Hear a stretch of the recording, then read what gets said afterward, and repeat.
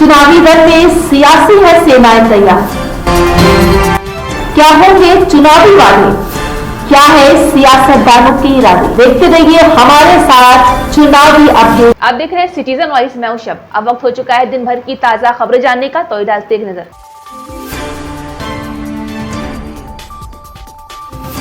पप्पू यादव ने पूर्णिया सीट को लेकर दे दिया है बड़ा बयान। जी हां, लोकसभा चुनाव को लेकर बिहार महागठबंधन में सीटों का बंटवारा हो गया है, जहां जेडी कांग्रेस और लेफ्ट के बीच सीट शेयरिंग पर सहमति बन गई। सबसे ज्यादा सीटों पर लालू यादव की पार्टी आरजेडी चुनाव लड़ेगी। हालांकि पप्पू यादव को बड़ा झटका लगा है, जहां जेडी के हिस्से पूर्णिया सीट आई है। जनता का जो डिमांड हो रहा है, क्या अपना फैसला बदल रहे हैं, क्या चुनाव लड़ रहे हैं क्या कांग्रेस से?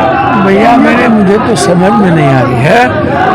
मेरा फैसला तो कांग्रेस नेतृत्व को न लेना है कि नहीं लेना है। और मैं आपको दिल से कह रहा हूँ कि कांग्रेस को 5 साल में हमारा संकल्प है 40 सीट का नेतृत्व कांग्रेस करे। और सीमांचल बिहार और देश का संकल्प है कि राहुल गांधी प्रधानमंत्री बने। और सीमांचल में कांग्रेस की झंडा को स्थापित करना मेरे जीवन का अंतिम सत्य है। मेरे सांसों में, मेरी बात सुनिए, पूर्णिया की जनता हमारे हाथ में कांग्रेस की झंडा देखना चाहती है, उसको स्थापित होने देखना चाहती है। कांग्रेस स्थापित 26 अप्रैल को यहाँ की उसकी झंडा होगी, ये मैं आपको वचन देता हूँ। हर परिस्थिति जनता से बड़ा कोई है दुनिया में? पप्पू यादव का दरवाजा जनता ने खुली थी, कोई छोड़ देगा? कोई दरवाजा, कोई भगवान है, जनता से बड़ा भगवान कोई होता है? बेटी माँ बहन से बड़ा भगवान कोई होता है?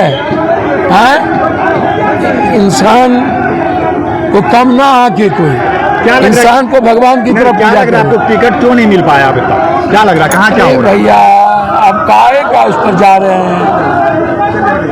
टिकट हमारा जनता है ना, भगवान जनता है। राजनीति पटना और दिल्ली में क्या होती है नहीं पता है, छोड़िए उस पर। सर, कोई भी सच पे चलने वाले को कोई कबूल करता है? आप किस तारीख को सच पे बात नॉमिनेशन करेंगे? नॉमिनेशन आप चिंता करिए, आने दीजिए ना कांग्रेस का फैसला, नेतृत्व का जवाब आ जाएगा। आपको 12 घंटा पहले बता देंगे, प्रयास हो जाएगा। क्या ये निश्चित है कि आप पूर्णिया से चुनाव लड़ रहे हैं? पूर्णिया की जनता ने कह दिया है पप्पू मेरा बेटा है, वो कहीं नहीं जाएगा, तो हम उसके आदेश का पालन तो करेंगे ना। यानी चुनाव लड़ रहे हैं? पूर्णिया के जनता का आदेश का पालन अक्षरशः करेंगे। क्या लालू जी से भी कुछ बात हो पा रही है क्या इसमें? मैं हमेशा स्नेह की उम्मीद करूंगा, आशीर्वाद की। हम उनको विपक्ष के नेता से लेके सरकार बनाने से लेके आज तक हम बेटे के तरह उनके साथ रहे हैं। अकेला थे तभी न तो तेजस्वी जी जन्म लिए थे, न तेज प्रताप। अकेला लालू यादव जी को विपक्ष का नेता बनाने में मैं बड़े बेटा की भूमिका, और 90 में मुख्यमंत्री बनाने में मेरे बड़े बेटे की भूमिका। मैं आज भी उनका बड़े बेटे की तरह देखता हूं और मैं उनके आशीर्वाद की उम्मीद करता हूं। अमरावती सांसद नवनीत राणा हाल ही में बीजेपी में शामिल हुई हैं। इसके साथ ही उन्होंने लोकसभा चुनाव के लिए अपना उद्देश्य साफ कर लिया है। इस बीच हाल ही में उन्होंने इस संबंध में बात भी की है। इसके साथ ही उन्होंने महिलाओं के स्वाभिमान की बात करते हुए कांग्रेस पर निशाना साधा है कि हमारे देश के आदरणीय प्राइम मिनिस्टर जी का जो सपना है आपकी बार 400 पार, ये देश के लोगों का सपना है। पार्टी के हम जैसे सामान्य कार्यकर्ता भी ये जिद लेकर ये मैदान में उतरे हैं। इस बार इस देश की महिलाएं अपना स्वाभिमान किसी के सामने झुकने नहीं देंगे। कि आप बीजेपी की तरफ से जो है अमरावती में आएंगे, आप जिस तरह से कह रहे हैं कि बैलेट में भी कभी कमल नहीं था, अब जो है कमल वहाँ खिलने वाला है, क्या बोलना चाहेंगे? नड्डा जी से मुलाकात। मैं इतना ही कह सकती हूँ कि हमारे देश के आदरणीय प्राइम मिनिस्टर जी का जो सपना है आपकी बार 400 पार, ये देश के लोगों का सपना है, सिर्फ मोदी जी का नहीं। विकास के लिए, देश को एक अलग प्रगति पे लेके जाने के लिए जो मोदी जी ने सपना देखा है, हम जैसे युवक और पार्टी के हम जैसे सामान्य कार्यकर्ता भी ये जिद लेकर ये मैदान में उतरे हैं। और उसी के लिए आज मैं आशीर्वाद लेने आई थी, और नड्डा साहब का भी आशीर्वाद लिया, अमित शाह जी का जो हमारे नेता हैं उनका भी आशीर्वाद लिया, और इस मैदान में उतरने के लिए उन्होंने सिर्फ ये कहा कि जिद से अपनी लड़ाई लड़ो, हम सब साथ में हैं और लोगों की सेवा करते रहो। और एक सैनिक की बेटी हूँ तो सेवा तो ये मेरे खून में है, क्योंकि मैदान में उतरी हूँ तो पूरी निष्ठा से, पूरे दिल से, मन से और बहुत मेहनत करके ये मैदान को ज़रूर फतेह करेंगे। कि कांग्रेस पार्टी ने ना ही 33% आरक्षण की कभी बात की थी, बात की भी तो कभी उसे पूरा करने का एक मार्ग भी नहीं कभी दिखाया और ना ही उसे कर पाई। ये करने का भी काम हमारे देश के प्रधानमंत्री जी ने किया है। कांग्रेस पार्टी की तरफ से महिलाएं जहां पे रिप्रेजेंट करती हैं, देश की इंदिरा गांधी जी जैसे जो कांग्रेस पार्टी को रिप्रेजेंट करती थी, सोनिया गांधी आज कांग्रेस को रिप्रेजेंट करती हैं, प्रियंका गांधी जी जो कांग्रेस में काम कर रही हैं, ऐसे पक्ष से एक महिला के लिए अशोभनीय शब्द जब आते हैं, कांग्रेस पार्टी फिर भी चुप्पी साधी रहती है और उस पर कोई कार्रवाई नहीं होती। इससे स्पष्ट होता है कि उन्हें उनके नेताओं की ज़्यादा आवश्यकता है, ना कि इस देश के महिलाओं का स्वाभिमान उनके लिए ज़रूरी है। तो मुझे लगता है इस बार इस देश की महिलाएं अपना स्वाभिमान किसी के सामने झुकने नहीं देंगे और स्वाभिमान महिलाओं ने इस बार दिखा देना है कि कांग्रेस की जगह। दिल्ली में रामलीला मैदान में कल होने वाली इंडिया गठबंधन की रैली पर कांग्रेस नेता जयराम रमेश ने कहा है कि 4-5 मुद्दे हैं जिन पर ये रैली आयोजित की गई है। हमें हेमंत सोरेन, अरविंद केजरीवाल और अन्य कई लोगों को भी नहीं भूलना चाहिए जिन्हें निशाना बनाया गया है। तो इसीलिए मैं इसका बिल्कुल स्पष्ट कर देना चाहता हूं, इंडिया गठबंधन की रैली है, किसी एक व्यक्ति केंद्रित रैली नहीं है और इसमें सारे पार्टियां शामिल हैं, सारे नेता शामिल हैं और व्यक्ति को बचाने के लिए नहीं है, संविधान को बचाने के लिए, लोकतंत्र को बचाने के लिए, निष्पक्ष चुनाव को बचाने के लिए। हम अपने आप को मदर ऑफ डेमोक्रेसी कहते हैं, पर जिस तरीके से डेमोक्रेसी की हत्या हो रही है रोज, उसके खिलाफ है रैली। मैं इसीलिए कह रहा हूं क्योंकि आप लोग प्रचार करते रहते हैं कि ये एक पार्टी की रैली है, एक व्यक्ति की रैली है। ये रैली अरविंद केजरीवाल की गिरफ्तारी के खिलाफ है, इसलिए मैंने कहा ना, चुने हुए मुख्यमंत्री, मैंने आपको 4 या 5 मुद्दे गिनाए हैं और एक मुद्दा जो जरूर है, हमें हेमंत सोरेन जी को भूलना नहीं चाहिए। हेमंत सोरेन पहले मुख्यमंत्री थे जिनकी गिरफ्तारी हुई और कब हुई उनकी गिरफ्तारी? जब भारत जोड़ो न्याय यात्रा झारखंड में प्रवेश होने वाली थी। तो हेमंत सोरेन है, केजरीवाल जी हैं, कई मंत्री हैं अलग अलग राज्यों में, दिल्ली में भी कई मंत्री हैं, झारखंड में मंत्री हैं, तमिलनाडु में मंत्री हैं और कई नेताओं को निशाना बनाया गया है। तो एक व्यक्ति के नजरिए से कल की रैली को मत देखेगा, लोकतंत्र के नजरिए से देखेगा, संविधान के नजरिए से देखेगा। जयराम जी, जैसे और क्या कल्पना सोरेन भी बुलाए हैं, उनको भी बुलाए हैं आप लोग? सॉरी, क्या? कल्पना सोरेन, हेमंत सोरेन की पत्नी, क्या वो भी होंगी रैली में?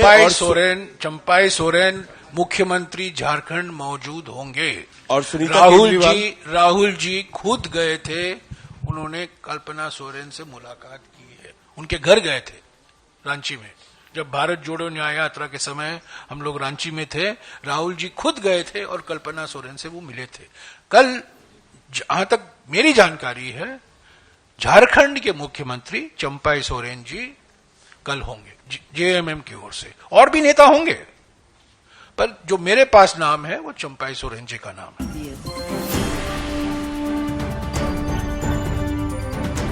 महाराष्ट्र में आगामी लोकसभा चुनाव के लिए नागपुर से भाजपा उम्मीदवार और केंद्रीय मंत्री नितिन गडकरी ने नागपुर सेंट्रल क्षेत्र में रोड शो किया।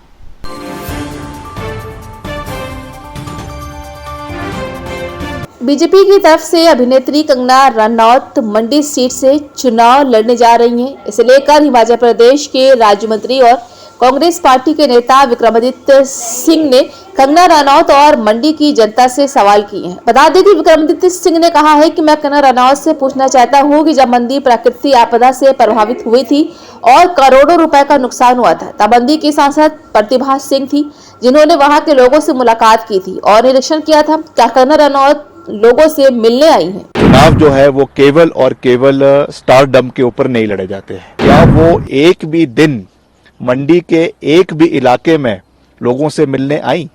क्या उन्होंने बॉम्बे से कुछ सहयोग हिमाचल की जनता का, मंडी की जनता का किया? क्या उनके पास इतना समय होगा अपनी बॉलीवुड को छोड़कर कि वो यहाँ के लोगों की आवाज को सुने? मंडी संसदीय क्षेत्र की जनता बॉम्बे जाने के लिए तैयार है। जहाँ तक सुश्री कंगना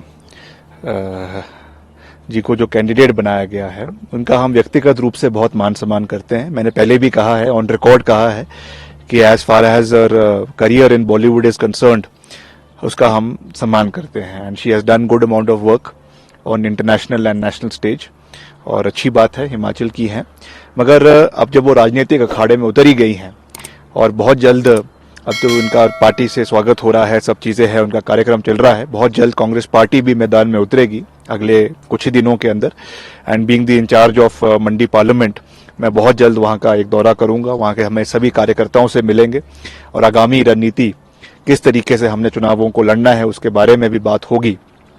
मगर इसमें मूल प्रश्न ये है, और ये प्रश्न मैंने पहले भी किया था और आज भी मैं उसी बात पे खड़ा हूँ, कि चुनाव जो है वो केवल और केवल स्टारडम के ऊपर नहीं लड़े जाते हैं। चुनाव लड़ने के लिए रणनीति होती है, कमिटमेंट होती है, और कमिटमेंट केवल और केवल चुनाव के समय में जो 45-40 दिन मिलते हैं चुनाव में, केवल उसी समय की नहीं होती है। ये कमिटमेंट लाइफ लॉन्ग की होती है, चाहे चुनाव के पहले की है, चाहे चुनाव के बाद की है।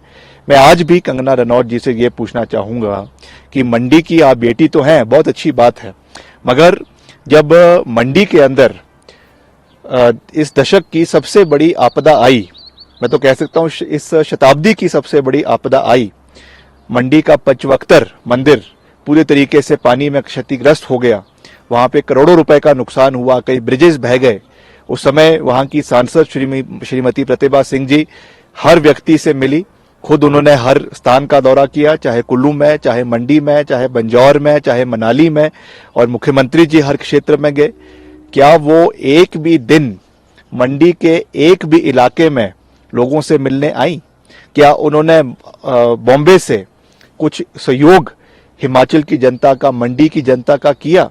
तो ये एक बड़ा प्रश्न है, और आने वाले समय में भी, अभी तो चुनाव की बात है, चुनाव में प्रत्याशी है, स्वाभाविक है कि वो लोगों के बीच जाएंगी और जनता का समर्थन प्राप्त करेंगी, मगर चुनाव के बाद क्या वो इसी कमिटमेंट के साथ जो मंडी संसदीय क्षेत्र, जो हिमाचल का 1/3 संसदीय क्षेत्र है, यहाँ के हर क्षेत्र में जाएंगी? क्या यहाँ के हर ब्लॉक में जाएंगी? क्या यहाँ के हर पंचायत में जाएंगी? क्या उनके पास इतना समय होगा अपनी बॉलीवुड को छोड़कर कि वो यहाँ के लोगों की आवाज को सुने? और एक प्रश्न मैं मंडी संसदीय क्षेत्र की जनता से भी करना चाहता हूं कि सांसद से मूल रूप से क्या काम रहते हैं?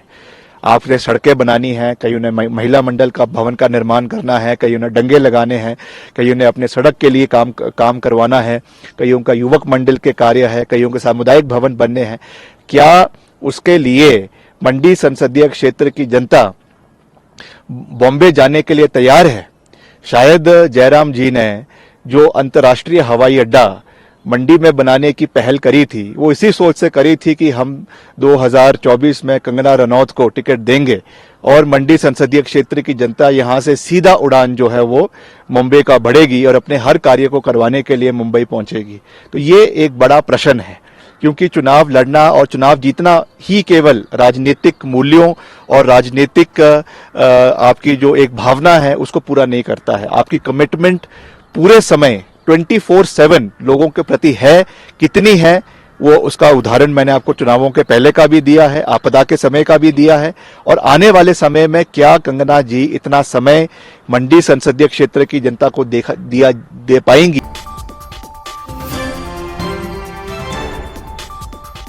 ताज़ा खबरों के दौर में बस इतना ही। ताज़ा खबरों की अपडेट के लिए जुड़े रहिए हमारे साथ सिटीजन वॉइस पर और सब्सक्राइब करें हमारा यूट्यूब चैनल और विजिट करें हमारी वेबसाइट www.citizenvoice.in पर।